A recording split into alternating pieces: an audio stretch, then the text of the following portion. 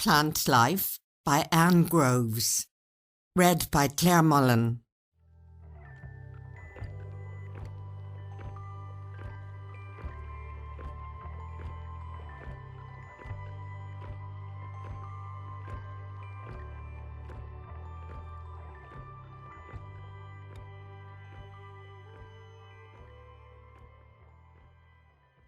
The neighbours called it the Rainbow Garden, but to Alice it was just the garden.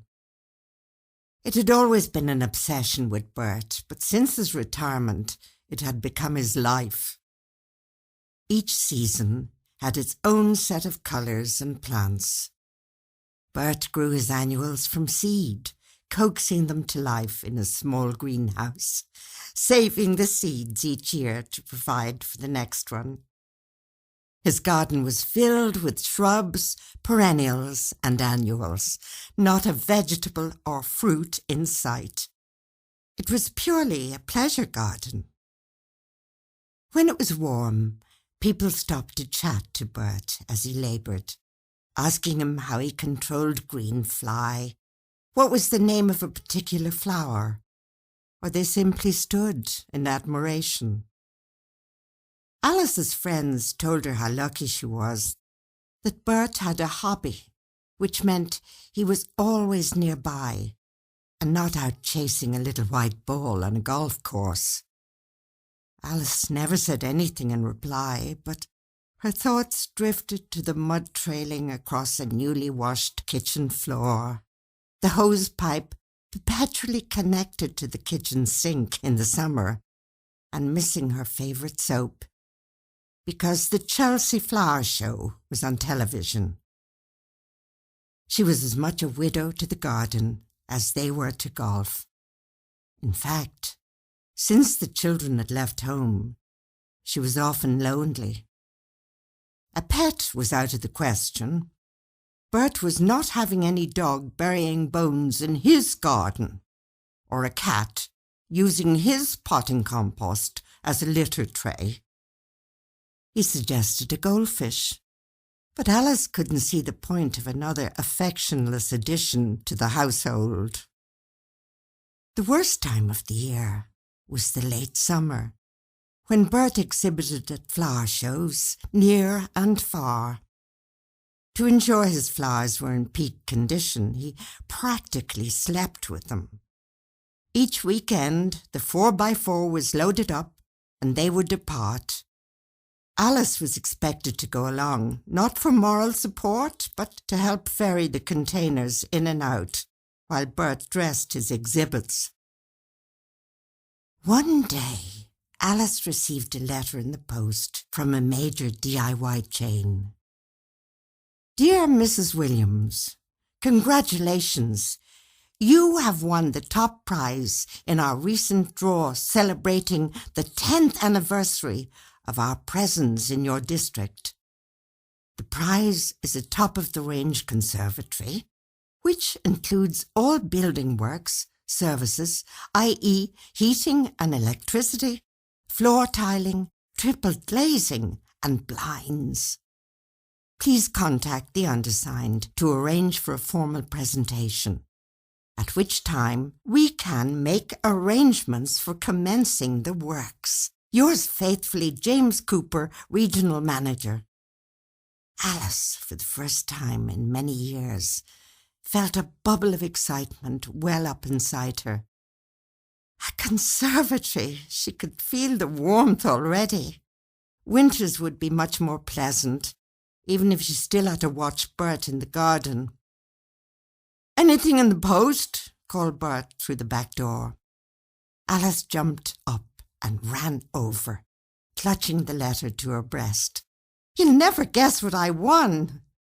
A trip to Coronation Street set, retorted Bert sarcastically. No, something much bigger. A conservatory, she spurted out. A conservatory? We're not having one of those here. What do you mean? It'll ruin the garden. I would have to redesign everything. Then there's the building work. The workmen will trample over everything, and the diggers will compress the soil. It will just make so much work for me. It wouldn't be worth it.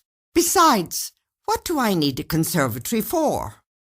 Well, for one thing, you could sit in it in the winter instead of in that shed. Bert had a shed at the end of the garden. He had dry-lined it, put in electricity and flooring. In the winter months, he would spend hours in there, stating he was preparing things for the spring. In truth, he spent time salivating over seed catalogues.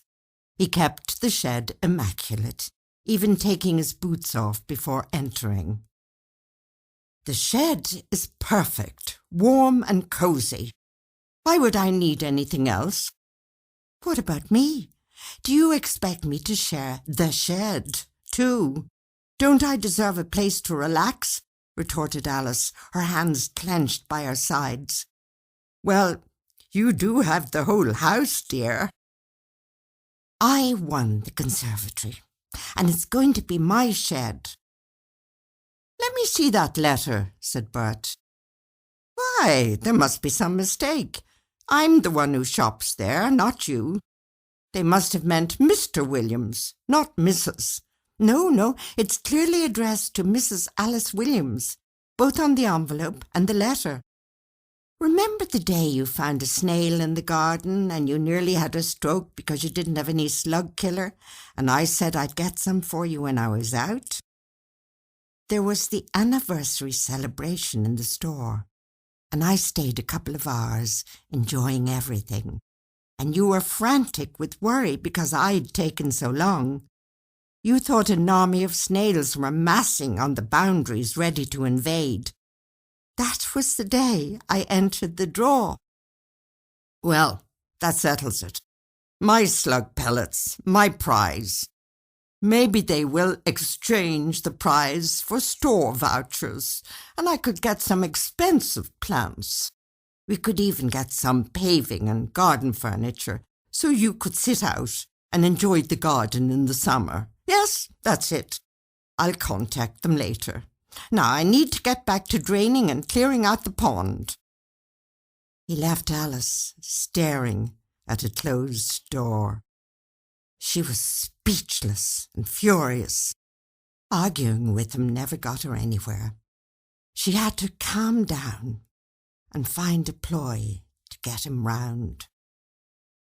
At 11, she took him his usual mid-morning tea and biscuits.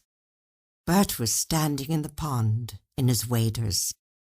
He had drained some of the water and placed the aquatic plants on a tarpaulin at the side.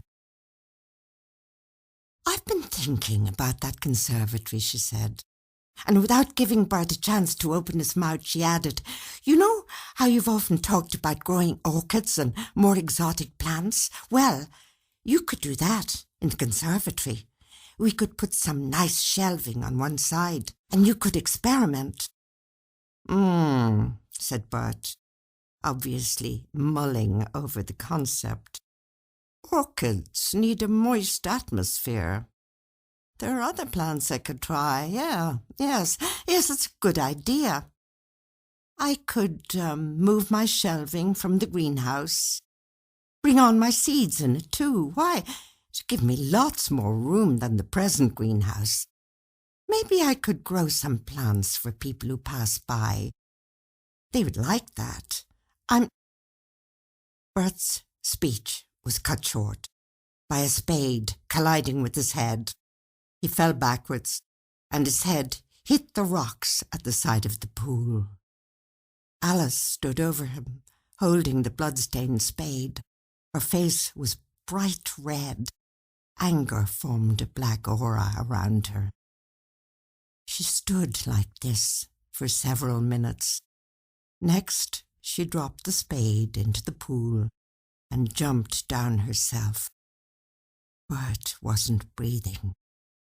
The gash on his face was minor, but blood flooded from the back of his head. For the first time in her life, Alice knew exactly what she wanted. She pulled the body down into the pond, threw the plants, rocks and tarpaulin over. Next she took the wheelbarrow and ferried bags of topsoil and potting compost, which she emptied into the pond. It was a good thing that Bert always bought in bulk. Eventually, the pond was filled in. Several days later, Alice was at the DIY store, being presented with her prize. The local press were there to take her picture. She felt quite a celebrity. There was champagne and nibbles, and an architect was there to show her some plans. Afterwards, she asked the manager of the gardening section if they had a particular tree she was looking for. Cercis siliquastrum. Oh, yes, we do. Is it the pink flowering one? He asked. Perfect. Do you have one that's several years old and could fill a large space? Asked Alice. I could order a mature one for you and deliver it when they start on the conservatory. But my husband is very particular, so I know he would like to plant it himself. Certainly, said the manager. The following spring, Alice sat in the warmth of her conservatory. In order to avoid too much suspicion, she had engaged a student to keep the front garden as Bert would. People asked about Bert initially, and she told them about the terrible stroke he'd had while visiting his sister in France. He was too ill to travel. They gave her cards and messages to pass on to him, but eventually they forgot about Bert. They still admired the garden and chatted with the new gardener. In fact, the young, athletic gardener, who spent more time in the gym than at his studies, was an even bigger attraction. When the sun came out and it got warm, Alice thought she was living in a cola ad. Seeing him round the back, Alice asked if he would like a cuppa. I know me, never turn down one. Remember, no sugar or milk. I'm in training. As the student stood at the back door sipping his tea, he admired the pink blossoms opening on the new tree. Not a tree I know, more of a plants man myself. What's it called? He asked. Why, it's Cercis siliquastrum, the Judas tree. Legend says it's the tree on which Judas hung himself.